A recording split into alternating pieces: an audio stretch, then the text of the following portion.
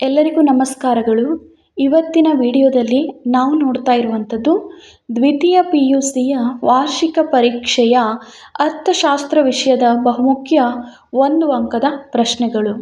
ಈ ಪ್ರಶ್ನೆಗಳನ್ನು 5 ವರ್ಷಗಳ ಪ್ರಶ್ನೆ ಪತ್ರಿಕೆ ಮತ್ತು ಮಾದರಿ ಪ್ರಶ್ನೆ ಪತ್ರಿಕೆಯಿಂದ ಆಯ್ದುಕೊಳ್ಳಲಾಗಿದೆ. ಅವುಗಳು ಈ ಕೆಳಗಿನಂತಿದೆ. ಎಲ್ಲ ಅಧ್ಯಾಯಗಳಿಂದ ಬರುವಂತಹ ಬಹುಮುಖ್ಯ 1 ಅಂಕದ ಪ್ರಶ್ನೆಗಳನ್ನು ಇದು ಒಳಗೊಂಡಿದೆ. ಒಟ್ಟು ಸ್ಥಿರ ವೆಚ್ಚ ಎಂದರೇನು?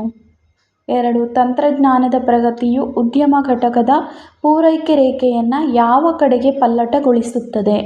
3. ಅಧಿಕೃತ ಮೀಸಲು ಮಾರಾಟದ ಅರ್ಥವನ್ನು ಬರೆಯಿರಿ. 4. ಮಾದರಿ ಅರ್ಥಶಾಸ್ತ್ರ ವಿಶ್ಲೇಷಣೆ ಎಂದರೇನು? 5. ಬೇಡಿಕೆ ಎಂದರೇನು? 6. ಆಮದುಗಳ ಅರ್ಥವನ್ನು ನೀಡಿ. 7. CPIಯನ್ನು ವಿಸ್ತರಿಸಿ. ಮುಕ್ತ ಆರ್ಥಿಕತೆ ಎಂದರೆ ಏನೆಂದು ಅರ್ಥೈಸುವಿರಿ? MRS ಅನ್ನು ವಿಸ್ತರಿಸಿ. ಬೆಲೆ ಮಿತಿ ಎಂದರೇನು? 11. ಬೆಲೆ ಅಂತಸ್ತು ಎಂದರೇನು? 12. ಮಾರುಕಟ್ಟೆ ಬೆಲೆಗಳಲ್ಲಿ GVAಯ ಸಮೀಕರಣವನ್ನು ಹೆಸರಿಸಿ. 13. ವಸ್ತು ವಿನಿಮಯ ಪದ್ಧತಿ ಎಂದರೇನು?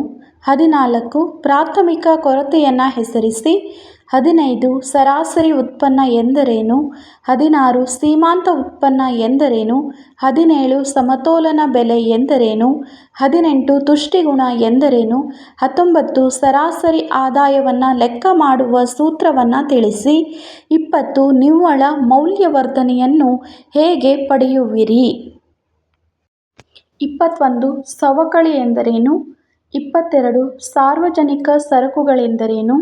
23. ಮಾರುಕಟ್ಟೆ ಆರ್ಥಿಕತೆ ಎಂದರೇನು?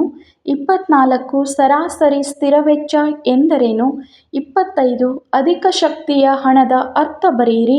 26. ಪುಕ್ಕಟೆ ಸವಾರ ಎಂದರೆ ಯಾರು? 27.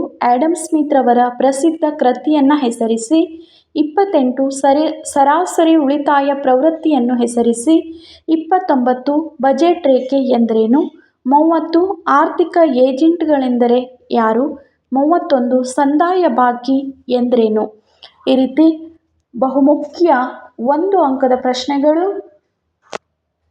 ದ್ವಿತೀಯ PUC ವಾರ್ಷಿಕ ಪರೀಕ್ಷೆಯಲ್ಲಿ ಬರುವಂಥದ್ದು.